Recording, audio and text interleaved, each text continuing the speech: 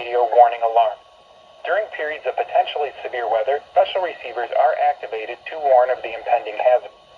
Tests for these receivers are normally conducted by the National Weather Service every Wednesday between 11 a.m. and noon.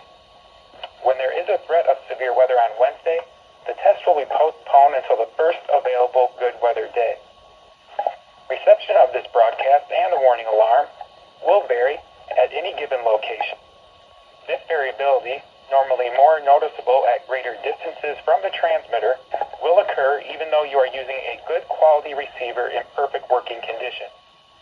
The tone alert will be activated for selected watches and warnings affecting the following counties: in Indiana, Porter, LaPorte, St. Joseph, Elkhart, LaGrange, Juven, Stark, Marshall, Kosciuszko, Noble, DeKalb, Whitley, Allen, Miami, Wabash, Huntington, Wells, Adams, Grant, Blackford, Pulaski, and Jay.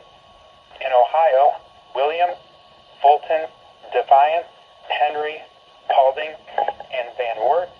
And in Michigan, Berrien, Cass, St. Joseph, Branch, and Hillsdale.